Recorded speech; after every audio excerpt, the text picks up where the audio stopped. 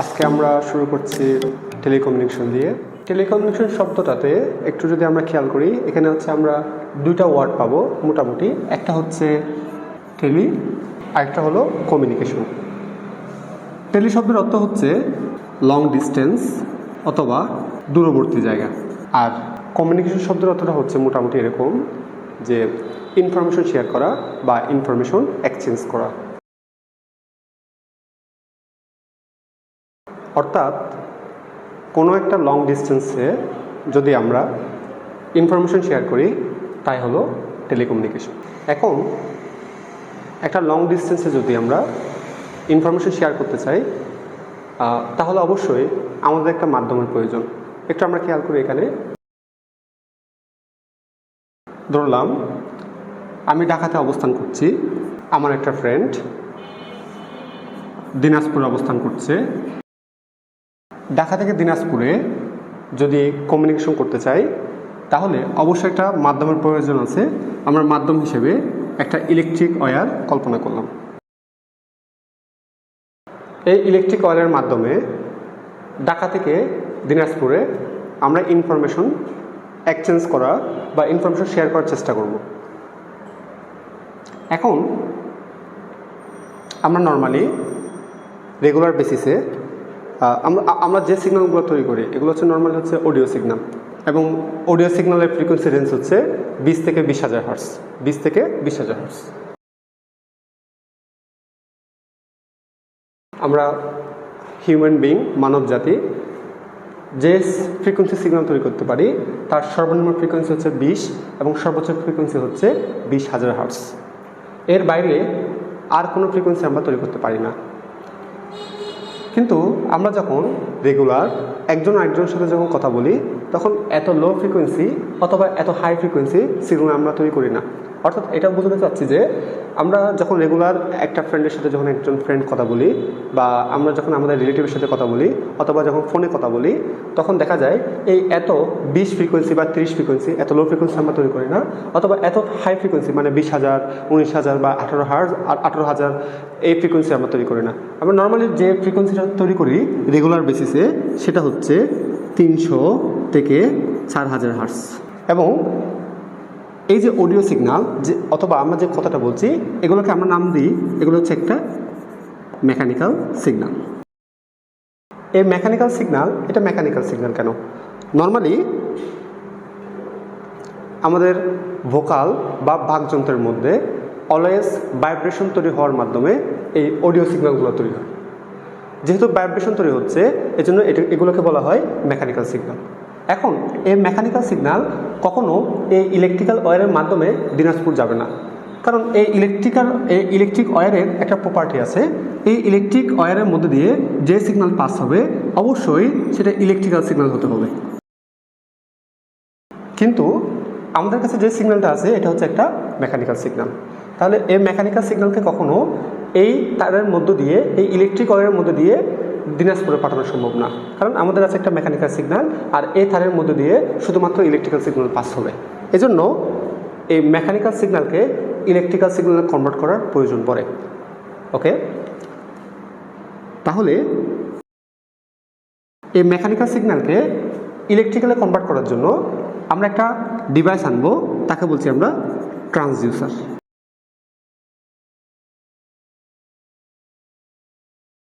এই ট্রান্সডিউসারের মাধ্যমে এই মেকানিক্যাল সিগন্যালকে প্রথমে ইলেকট্রিক্যাল সিগন্যালে কনভার্ট করতে হবে।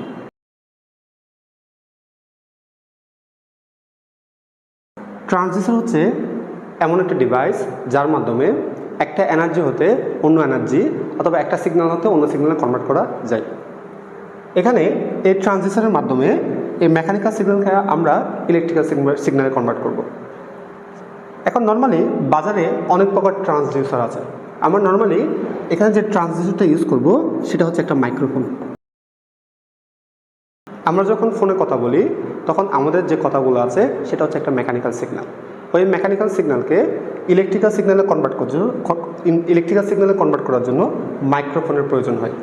এজন্য আমাদের ফোনে একটা মাইক্রোফোন থাকে। এই মাইক্রোফোনটা হচ্ছে ওয়ান কাইন্ড অফ ট্রান্সডিউসার। তাহলে এই ট্রান্সডিউসারের আউটপুটটা হচ্ছে ইলেকট্রিক্যাল সিগন্যাল এখন এই ইলেকট্রিক্যাল সিগন্যালটা এই ইলেকট্রিক ওয়্যারের মধ্যে দিয়ে যাওয়ার জন্য একদমই রেডি। এখন এই ইলেকট্রিক ওয়্যারের মধ্যে দিয়ে যে সিগন্যালটা পাস হবে সেটা হচ্ছে একটা ইলেকট্রিক্যাল সিগন্যাল। কিন্তু আমার ফ্রেন্ড যে দিনাজপুরে আছে সে কিন্তু এই ইলেকট্রিক্যাল সিগন্যালটা শুনতে পাবে না, কারণ ইলেকট্রিক্যাল সিগন্যাল কখনো শোনা যায় না। এই জন্য এই ইলেকট্রিক্যাল সিগন্যাল যেটা যাবে সেটাকে আবার ঠিক আগের মতোই মেকানিক্যাল সিগন্যালে কনভার্ট করতে হবে। এজন্য এখানে আমরা আরেকটা ডিভাইস ইউজ করব, সেটা হচ্ছে ট্রান্সডিউসার। যেহেতু আমরা এখানে দুটো ট্রান্সডিউসার ইউজ করছি, এজন্য একটাকে বলতে আমরা ইনপুট ট্রান্সডিউসার আর আরেকটা হচ্ছে আমাদের আউটপুট ট্রান্সডিউসার। তাহলে এই ট্রান্সডিউসার হিসেবে আমরা এখানে ইউজ করব স্পিকার। আমাদের ফোনের মধ্যে স্পিকার আছে, আমরা নর্মালি জানি এই স্পিকার কি করে। স্পিকারের আউটপুট হচ্ছে ভয়েস সিগন্যাল, অথবা বলতে পারি আমরা এটা একটা কি মেকানিক্যাল সিগন্যাল। স্পিকার তার ইনপুট হিসেবে ইলেকট্রিক্যাল সিগন্যালকে নেবে এবং আউটপুটে আমরা পাবো ভয়েস সিগন্যাল অথবা হচ্ছে মেকানিক্যাল সিগন্যাল। দেন এই ভয়েস সিগন্যাল বা মেকানিক্যাল সিগন্যাল আমার ফ্রেন্ড শুনতে পাবে। তাহলে এটা হচ্ছে মোটামুটি ওয়্যার কমিউনিকেশন। এই ওয়্যার কমিউনিকেশনের মাধ্যমে, এটা ওয়্যার কমিউনিকেশন কেন, কারণ আমরা এই যে কমিউনিকেশনটা করেছি জাস্ট একটা তারের মাধ্যমে, ইলেকট্রিক ওয়্যারের মাধ্যমে, এজন্য এটাকে বলা হয় ওয়্যার কমিউনিকেশন। এখন এই ওয়্যার কমিউনিকেশনের কিছু সমস্যা বা কিছু চ্যালেঞ্জ আছে। সেই সমস্যাগুলো হলো, 1 নাম্বার, ঢাকা থেকে দিনাজপুরের দূরত্ব যদি 400 কিলোমিটার হয় তাহলে এই ইলেকট্রিক ওয়্যারের দৈর্ঘ্য হবে 400 কিলোমিটার। তার মানে যত ডিস্টেন্স বেড়ে যাবে আমাদের কস্ট তত বৃদ্ধি পাবে। নাম্বার 2, এই ওয়্যারের মাধ্যমে শুধুমাত্র পয়েন্ট টু পয়েন্ট কমিউনিকেশন করা সম্ভব। পয়েন্ট টু পয়েন্ট মানে বোঝা যাচ্ছে এরকম যে এই তারের এই প্রান্তে, আমি একটু নাম দিচ্ছি এখানে, এই তারের এই প্রান্তের নাম দিলাম হচ্ছে আমরা এ প্রান্ত, আরেকটা নাম দিলাম হচ্ছে আমরা বি প্রান্ত। অর্থাৎ এই তারের এই প্রান্তে অর্থাৎ ঢাকাতে যে আছে এবং এই পাশের দিনাজপুরে যে আছে তারা দুজন কথা বলতে পারবে। বাইরের অর্থাৎ খুলনা কিংবা বগুড়াতে যদি কেউ থাকে তাহলে কিন্তু এই তারের মাধ্যমে কথা বলা যাবে না। অর্থাৎ ওয়্যার কমিউনিকেশনের মাধ্যমে শুধুমাত্র পয়েন্ট টু পয়েন্ট কমিউনিকেশন করা সম্ভব। আর আরও একটা অসুবিধা আছে, সেটা হচ্ছে যে যদি কোনো ঝড় বা বৃষ্টি হয় কিংবা কোনো যদি দুর্যোগ আবহাওয়া থাকে, তখন দেখা গেল যে এই তারটা ছিঁড়ে যেতে পারে। তাহলে যদি কোনোভাবে যদি তারটা ছিঁড়ে যায় তাহলে এই লং ডিস্টেন্সের কমিউনিকেশন করা সম্ভব হবে না। এই জন্যই আমরা আস্তে আস্তে ওয়্যারলেস কমিউনিকেশন থেকে চলে যাব, ওয়্যার কমিউনিকেশন থেকে চলে যাব ওয়্যারলেস কমিউনিকেশনে, যেখানে আমরা এখানে এই তারটা উঠিয়ে দিয়ে অ্যান্টেনা ইউজ করব।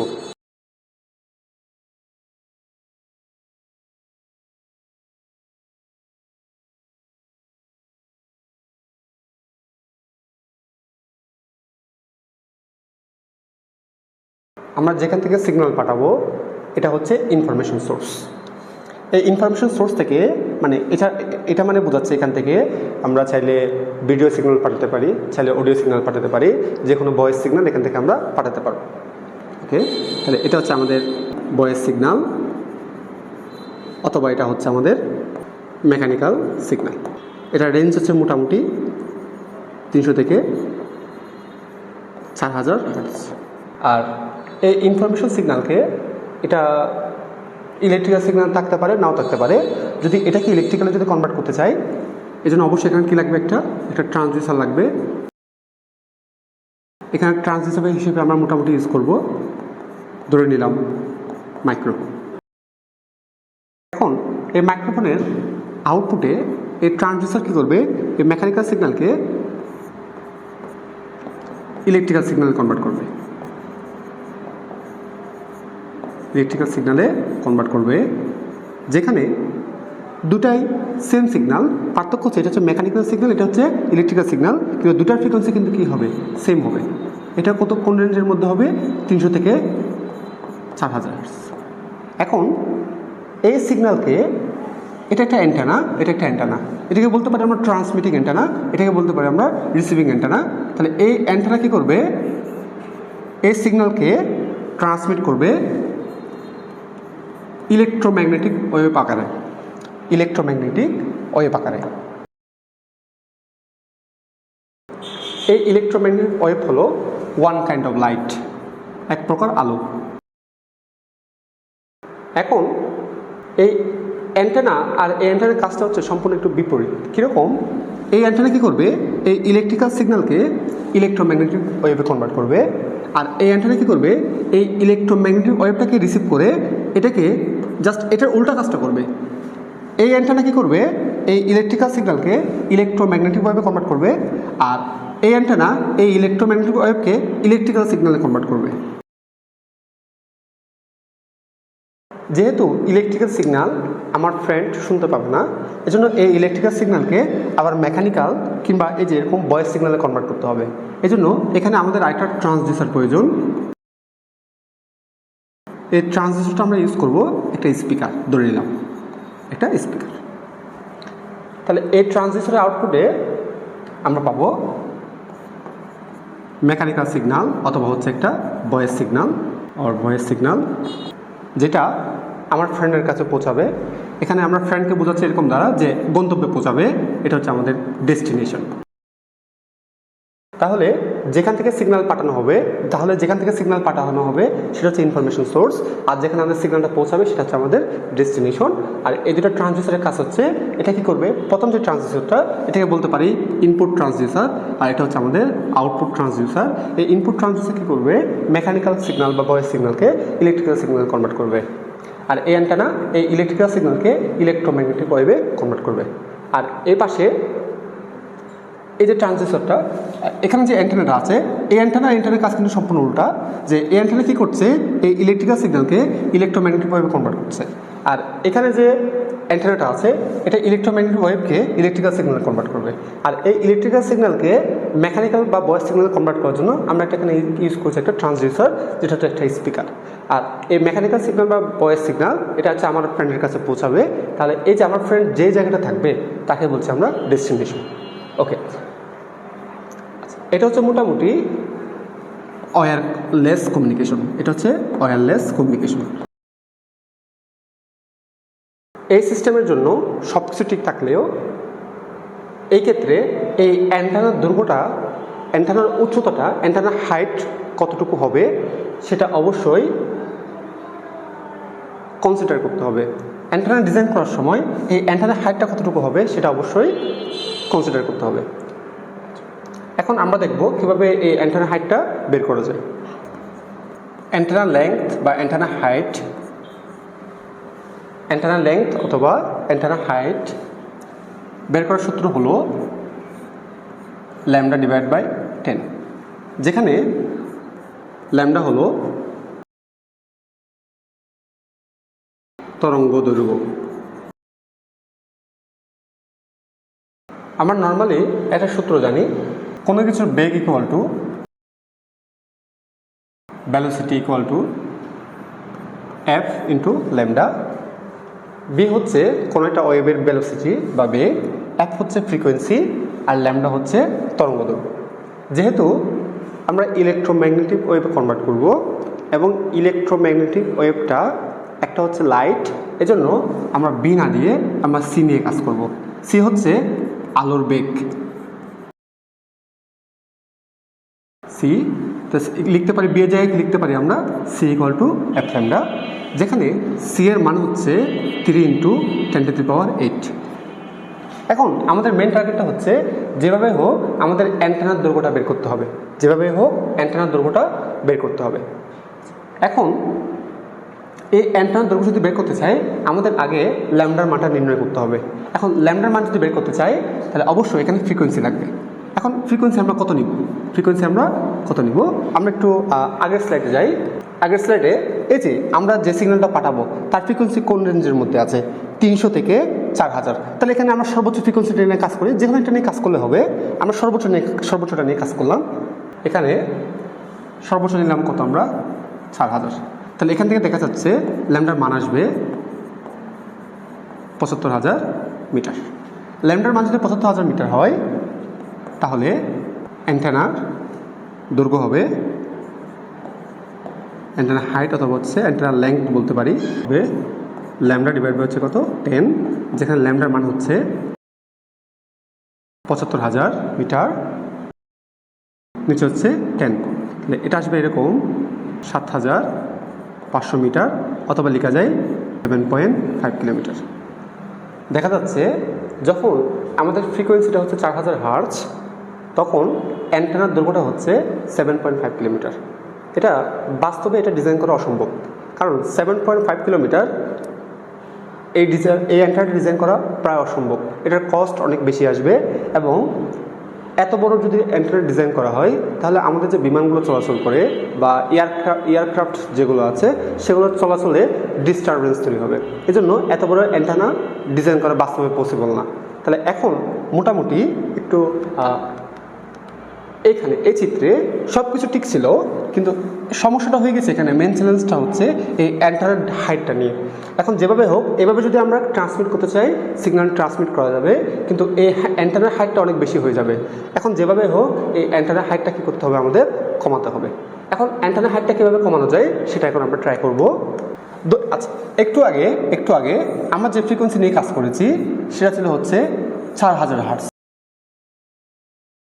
একটু আগে আমরা যে ফ্রিকোয়েন্সি নিয়ে কাজ করছি সেটা হচ্ছে 4000 হার্টজ। ধরে নিলাম কোনোভাবে এই ফ্রিকোয়েন্সিটার মানটা ফ্রিকোয়েন্সির মানটা বৃদ্ধি করে আমরা 4000 হার্টজ থেকে হিসাব না করে আমরা এটাকে নিয়ে গেলাম 1 মেগাহার্টজে। তাহলে এখন আমরা দেখতে চাচ্ছি যে এই অবস্থায় ফ্রিকোয়েন্সির মান যখন বৃদ্ধি করেছি, আমরা দেখতে চাচ্ছি এই অবস্থায় অ্যান্টেনার দৈর্ঘ্যটা কতটুকু হয়। অ্যাগেন সি ইকুয়াল টু হচ্ছে এফ ল্যামডা। এবার আমরা ফ্রিকোয়েন্সির মান 1 মেগাহার্টজ নিয়ে কাজ করব। তাহলে আমরা এখান থেকে লিখতে পারি lambda equal to C divide by হচ্ছে কত এফ। আচ্ছা, একটু আমরা খেয়াল করি এখানে অ্যান্টেনা লেংথ বের করার সূত্র হলো ল্যামডা ডিভাইড বাই হচ্ছে 10। আমাদের মেন টার্গেটটা হচ্ছে যেভাবেই হোক এই অ্যান্টেনার দৈর্ঘ্যটা কী করতে হবে, ছোট করতে হবে। অ্যান্টেনার দৈর্ঘ্য যদি ছোটো করতে চাই অবশ্যই ল্যামডার মানটা কমাতে হবে।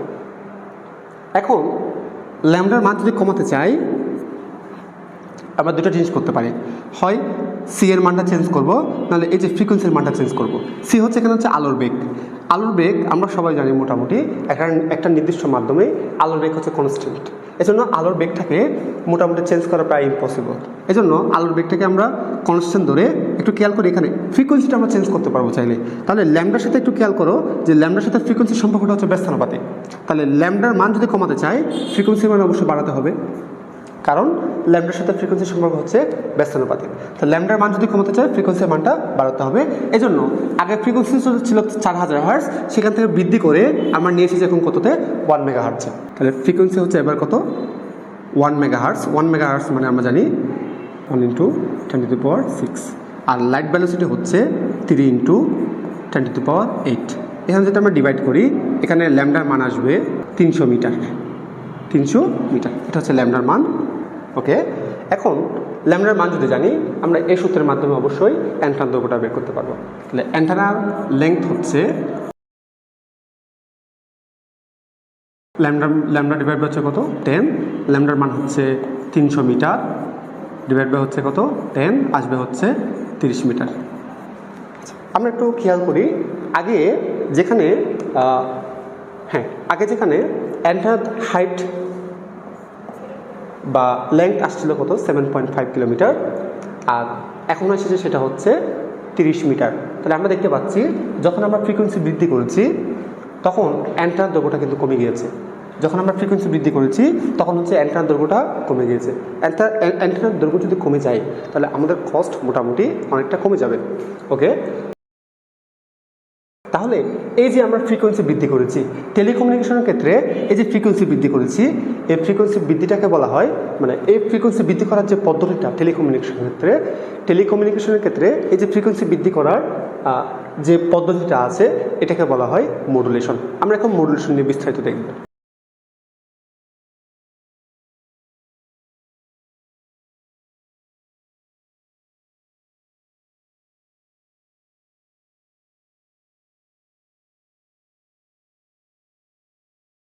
আমরা দেখি এখানে মডুলেশন শব্দ অর্থ হচ্ছে পরিবর্তন।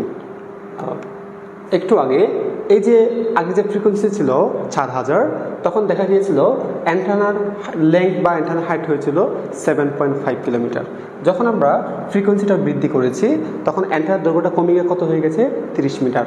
এই যে আমরা ফ্রিকোয়েন্সিটা বৃদ্ধি করব টেলিকমিউনিকেশন ক্ষেত্রে, এটাকে বলা হয় হচ্ছে মডুলেশন। আমরা মডুলেশন নিয়ে দেখব। আচ্ছা, এখন মডুলেশন করলে যে আমাদের অ্যান্টেনার হাইটটা যে কমে যাবে, এটার জন্য তাহলে ব্লক ডায়াগ্রামটা কীরকম হবে আগে একটু সেটা আমরা বুঝি।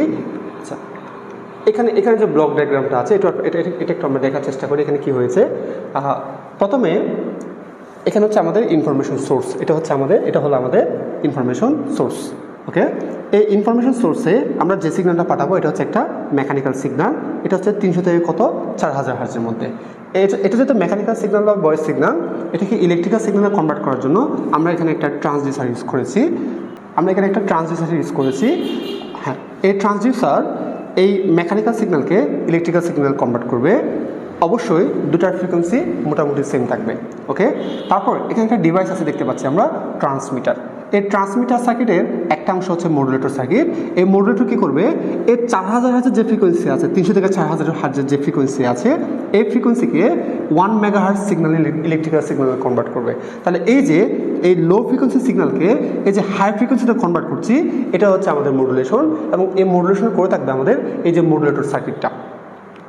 ওকে, আর এই হাই ফ্রিকোয়েন্সি ইলেকট্রিক্যাল সিগন্যালকে আমরা অ্যান্টেনার মাধ্যমে ইলেকট্রোম্যাগনেটিক ওয়েভে কনভার্ট করব।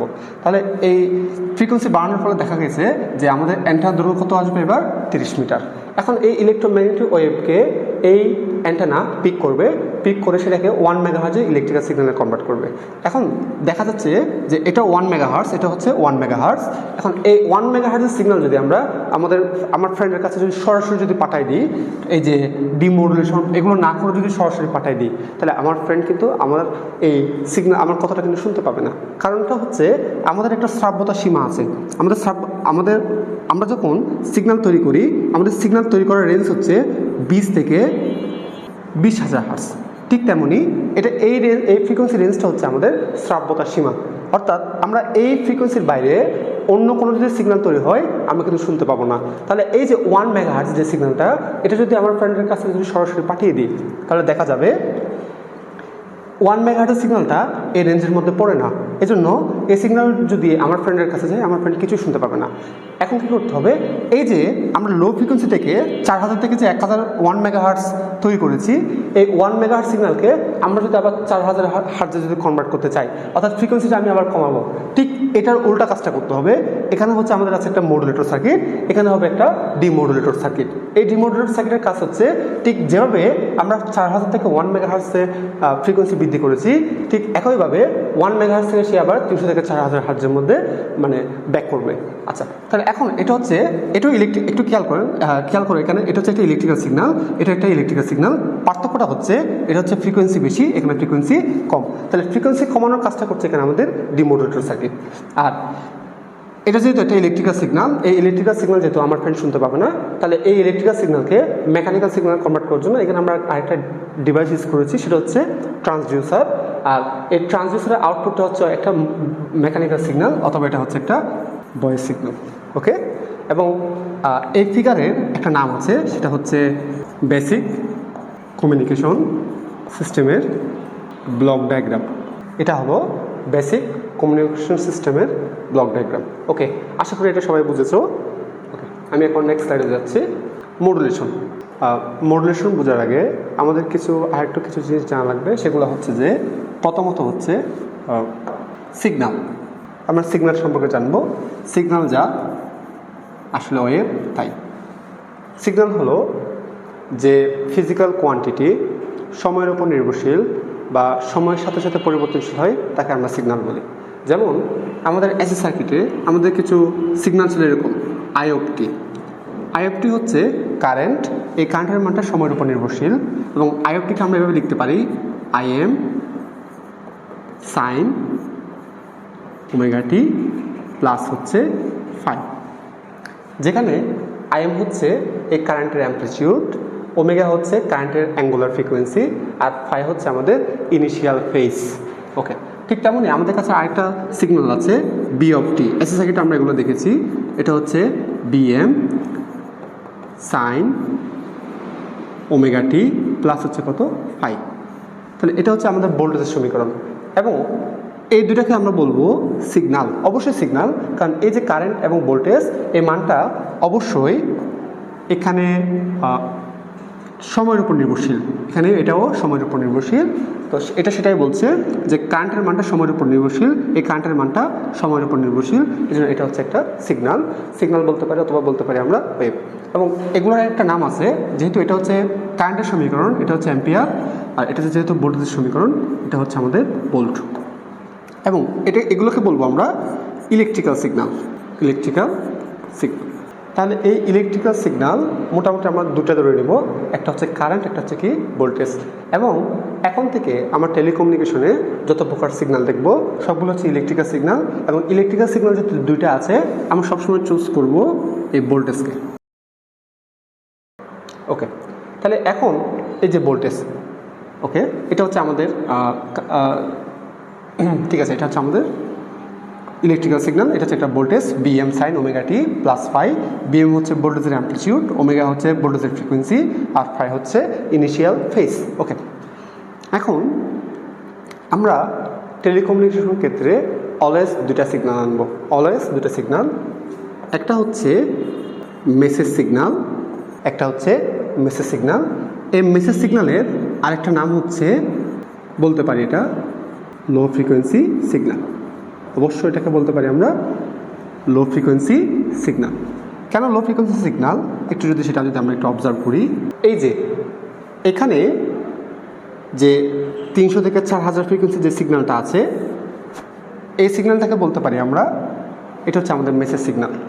এবং এই মেসেজ সিগন্যালটা একটা মেকানিক্যাল সিগন্যাল, আমরা এই সিগন্যালটা নিব না। আমরা নিব যে এই যে এই সিগন্যালটাকে বলবো আমরা, এই সিগন্যালটাকে বলবো আমরা মেসেজ সিগন্যাল। এটা একটা ইলেকট্রিক্যাল সিগন্যাল, এবং এটার ফ্রিকোয়েন্সি কিন্তু 300 থেকে 4000-এর মধ্যে।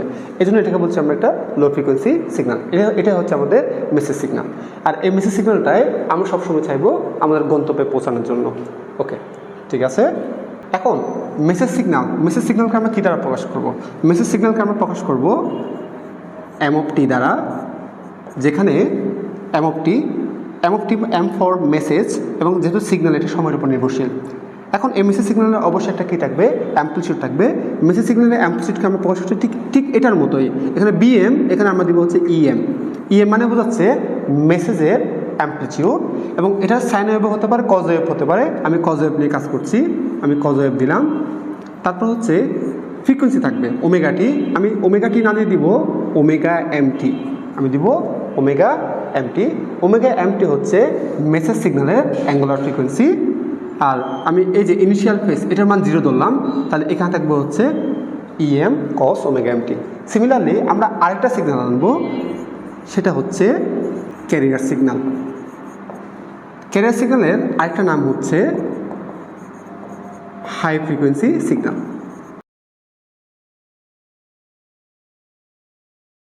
ক্যারিয়ার সিগন্যাল কীভাবে লিখবো, ঠিক এটার মতোই।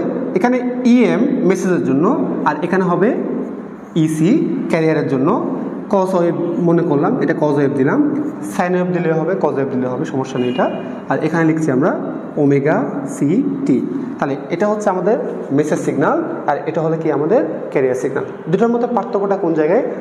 দুটাই মোটামুটি সেম ওয়েভ, এটাও কজ ওয়েভ, এটা কিন্তু একটা কজ ওয়েভ, দুইটা কিন্তু কোসাইন ওয়েভ। কিন্তু পার্থক্যটা হচ্ছে এটার কিন্তু ফ্রিকোয়েন্সি কম, এটা একটা লো ফ্রিকোয়েন্সি সিগন্যাল, আর ক্যারিয়ার সিগন্যাল হচ্ছে কি একটা হাই ফ্রিকোয়েন্সি সিগন্যাল। এখন কোয়েশ্চেন হলো এরকম যে হাই ফ্রিকোয়েন্সি সিগন্যাল আনার দরকারটা কি? দেখো, আমরা যখন মেসেজ সিগন্যালটা ট্রান্সমিট করেছিলাম, এই মেসেজ সিগন্যালের ফ্রিকোয়েন্সি ছিল হচ্ছে কত, 300 থেকে নর্মালি হচ্ছে 4000 হার্টজ। কিন্তু এই সিগন্যালের মাধ্যমে যদি আমরা ট্রান্সমিট করি, দেখা গিয়েছে যে অ্যান্টেনার দৈর্ঘ্যটা অনেক বেশি হয়ে যাচ্ছিল। অলমোস্ট কত, 7.5 কিলোমিটার হয়ে যাচ্ছিল আমাদের অ্যান্টেনার দৈর্ঘ্যটা, 7.5 কিলোমিটার।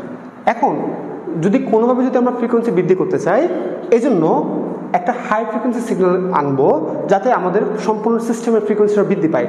অর্থাৎ একটা হাই ফ্রিকোয়েন্সি সিগন্যাল এনেছি, সেই সিগন্যালের মান হচ্ছে এবার কত 1 মেগাহার্টজ, এবং আমরা দেখেছি এরকম যে ফ্রিকোয়েন্সির মান যখন 1 মেগাহার্টজ তখন অ্যান্টেনার দৈর্ঘ্য হচ্ছে কত 30 মিটার। তাহলে এই জন্য টেলিকমিউনিকেশনের ক্ষেত্রে মডুলেশন করার জন্য অলওয়েজ দুটো সিগন্যাল লাগবে, একটা হচ্ছে মেসেজ সিগন্যাল, একটা হচ্ছে আমাদের ক্যারিয়ার সিগন্যাল। ঠিক আছে, আমরা মডুলেশনে ফিরে যাচ্ছি এখন। হ্যাঁ, এটা হচ্ছে আমাদের মডুলেশন। তাহলে মডুলেশনের ক্ষেত্রে আমরা একটু দেখি কি হচ্ছে এখানে। মডুলেশনের ক্ষেত্রে আমরা একটু দেখি কি হচ্ছে। আমরা একটু মেসেজ সিগন্যালকে একটু লিখছি এখানে। মেসেজ সিগন্যাল এম অফ টি হচ্ছে যে EM cos ওমেগা MT, অথবা এটাকে লেখা যায় এরকম EM cos ওমেগা M সমান লেখা যায় 2 পাই FM T। সিমিলারলি এটা হচ্ছে আমাদের মেসেজ সিগন্যাল, আর আরেকটা আছে আমাদের ক্যারিয়ার সিগন্যাল। ক্যারিয়ার সিগন্যাল হচ্ছে C অফ T, এটাকে আমরা লিখতে পারি এভাবে EC cos omega CT plus হচ্ছে কত ফাই এর মান 0 ধরলে হবে, না ধরলে কোনো সমস্যা নেই। আচ্ছা, অথবা এটাকে লেখা যায় এরকম যে EC cos ওমেগা C সমান লেখা যায় 2 পাই FC T প্লাস হচ্ছে কত ফাই। আচ্ছা, এই ফাই এর মান 0 ধরলে কোনো সমস্যা নেই। এখন আমরা দেখতে যাচ্ছি দুইটা চিত্র দেখতে কীরকম হবে। প্রথমে আমরা মেসেজ সিগন্যাল থাকবো। তাহলে মেসেজ সিগন্যালের মানটা সময়ের উপর নির্ভরশীল, এজন্য এ পাশে থাকবে হচ্ছে আমাদের টাইম, আর এ পাশে থাকবে আমাদের মেসেজ এমওটি। ওকে, এবং খেয়াল করি মেসেজ সিগন্যাল একটা হচ্ছে কজ ওয়েভ, এবং আমরা জানি কজ ওয়েভ কোত্থেকে শুরু হয়, সর্বোচ্চ মান থেকে শুরু হয়, এবং সেটা দেখতে হচ্ছে অনেকটা এরকম। আচ্ছা, এখন আমরা দেখবো ক্যারিয়ার সিগন্যাল। ওকে, ক্যারিয়ার সিগন্যাল দেখতে কীরকম একটু দেখি আমরা। ক্যারিয়ার সিগন্যাল একটু খেয়াল করি, ক্যারিয়ার সিগন্যালে কিন্তু একটা কজ ওয়েভ, তবে ক্যারিয়ার সিগন্যালের ফ্রিকোয়েন্সিটা মেসেজ সিগন্যালের ফ্রিকোয়েন্সির চেয়ে অনেক বেশি হবে, কারণ মেসেজ সিগন্যাল হচ্ছে একটা লো ফ্রিকোয়েন্সি সিগন্যাল, আর ক্যারিয়ার সিগন্যাল হচ্ছে একটা হাই ফ্রিকোয়েন্সি সিগন্যাল। এজন্য খেয়াল করি এটা কিন্তু একটা কজ ওয়েভ, তাহলে কজ ওয়েভ করতে শুরু হবে সর্বোচ্চ মান থেকে শুরু হবে, কিন্তু যেহেতু এটার ফ্রিকোয়েন্সি বেশি এজন্য এটার সাইকেল সংখ্যা বেশি হবে, এটার সাইকেল সংখ্যাটা বেশি হবে। আচ্ছা, আমরা একটু খেয়াল করি এখানে সাইকেল আছে কোনটা, মেসেজে একটা, কিন্তু এই সময়ের মধ্যে ক্যারিয়ারের মধ্যে ক্যারিয়ার সিগন্যাল হচ্ছে C অফ T, এ পাশে আমরা দিয়েছি T। ক্যারিয়ার সিগন্যালে আমরা একটু খেয়াল করি এখান থেকে এতটুকু একটা সাইকেল, দুইটা সাইকেল, তিনটা, মোটামুটি চারটা, মোটামুটি চারটা বা চারটার বেশি আছে একটু। এখানে মেসেজের ফ্রিকোয়েন্সি হচ্ছে সাইকেল সংখ্যা হচ্ছে একটা সাইকেল, আর ক্যারিয়ারে হচ্ছে এখানে মোটামুটি ধরলাম আমরা চারটা সাইকেল আছে। তাহলে আমরা বলতে পারি মেসেজের তুলনায় এই যে ক্যারিয়ারটা এঁকেছি এটার তুলনায় এটার ফ্রিকোয়েন্সি 4 গুণ বেশি, কারণ এখানে সাইকেল আছে একটা আর এখানে সাইকেল আছে হচ্ছে 4টা। তাহলে অবশ্যই এটা মাথায় রাখতে হবে, মেসেজ সিগন্যাল একটা লো ফ্রিকোয়েন্সি সিগন্যাল, আর ক্যারিয়ার সিগন্যাল একটা অবশ্যই হাই ফ্রিকোয়েন্সি সিগন্যাল। এখন মডুলেশন শব্দ অর্থ হচ্ছে পরিবর্তন। মডুলেশন শব্দ অর্থ কি? পরিবর্তন। এখানে আমরা কিছু একটা জিনিস পরিবর্তন করব, আমরা যা কিছু পরিবর্তন করব ক্যারিয়ারের, আমরা একটু দেখতে চাই ক্যারিয়ারের মধ্যে কি কি আছে যা পরিবর্তন করা যাবে। ক্যারিয়ারের এটাকে বলা হয়, এই অংশটাকে বলা হয় ক্যারিয়ারের অ্যামপ্লিটিউড। এই এফসি হচ্ছে ক্যারিয়ারের ফ্রিকোয়েন্সি, আর এই ফাইটা হচ্ছে ক্যারিয়ারের ফেজ। আমরা মডুলেশন দেখব। মডুলেশন শব্দ অর্থ হচ্ছে পরিবর্তন। মডুলেশন শব্দ অর্থটা কি? পরিবর্তন।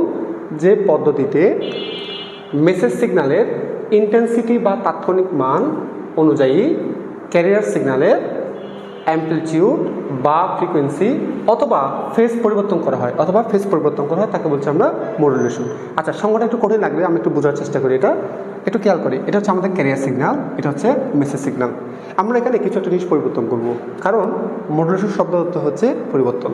এখানে যা কিছু পরিবর্তন করা হবে ক্যারিয়ারের পরিবর্তন করা হবে, মেসেজের কোনো কিছু পরিবর্তন করা হবে না। অর্থাৎ যা কিছু পরিবর্তন হবে সব কিছু পরিবর্তন হবে ক্যারিয়ারের, মেসেজের কোনো কিছু পরিবর্তন হবে না। আচ্ছা, যা কিছু পরিবর্তন হবে ক্যারিয়ারের হবে, মেসেজের কোনো কিছু পরিবর্তন হবে না। আচ্ছা, এখন দেখতে চাচ্ছি ক্যারিয়ারে কী কী পরিবর্তন হতে পারে। হয় ক্যারিয়ারের অ্যামপ্লিটিউড পরিবর্তন হবে, অথবা ফ্রিকোয়েন্সি পরিবর্তন হবে, অথবা ফেজ পরিবর্তন হবে।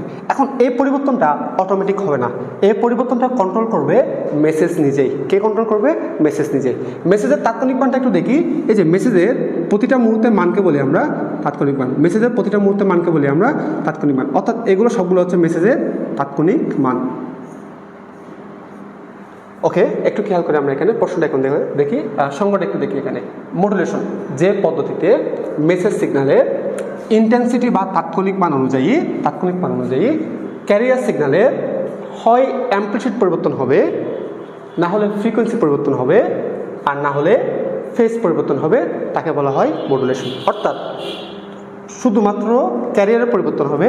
যদি অ্যামপ্লিটিউড পরিবর্তন হয় তখন ফ্রিকোয়েন্সি আর ফেজের কোনো পরিবর্তন হবে না, অথবা যদি ফ্রিকোয়েন্সি পরিবর্তন করা হয় তখন অ্যামপ্লিটিউড আর ফেজের কোনো পরিবর্তন হবে না।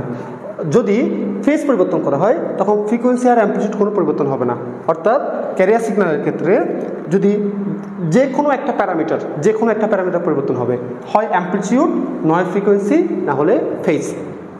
যদি অ্যামপ্লিটিউড পরিবর্তন করা হয় তখন ফ্রিকোয়েন্সি আর ফেজ কনস্ট্যান্ট থাকবে, আর যদি ফ্রিকোয়েন্সি পরিবর্তন করা হয় তাহলে অ্যামপ্লিটিউড আর ফেজ কনস্ট্যান্ট থাকবে, আর যদি ফেজ পরিবর্তন করা হয় তাহলে অ্যামপ্লিটিউড আর ফ্রিকোয়েন্সি কনস্ট্যান্ট থাকবে। ওকে, এখন যদি অ্যামপ্লিটিউড পরিবর্তন করা হয় তখন তাকে বলা হয় অ্যামপ্লিটিউড মডুলেশন। এটার সংক্ষিপ্ত নাম হচ্ছে এম। যদি ফ্রিকোয়েন্সি পরিবর্তন করা হয় তাকে বলা হয় ফ্রিকোয়েন্সি মডুলেশন, অথবা সংক্ষেপে বলা হয় এফএম। আর যদি ফেজ পরিবর্তন করা হয় তাকে বলা হয় ফেজ মডুলেশন, পিএম। তাহলে আমরা কিন্তু এক কথায় বলতে পারি মডুলেশন 3 প্রকার, অ্যানালগ মডুলেশন 3 প্রকার। একটা হচ্ছে এএম, একটা হচ্ছে এফএম, একটা হচ্ছে পিএম। আমরা একটু সাইড নোট দিতে পারি এখানে যে অ্যানালগ মডুলেশন 3 প্রকার, যথা এএম, 2 নম্বর হচ্ছে এফএম, একটা হচ্ছে পিএম। এতটুকুই হচ্ছে আমাদের আজকের ক্লাস। তারপর যদি কারো কোনো সমস্যা থাকে ইনশাল্লাহ আমরা নেক্সট ক্লাসে সেগুলো ক্লিয়ার করব। ওকে, এতটুকুই। আল্লাহ হাফেজ, আসসালামু আলাইকুম।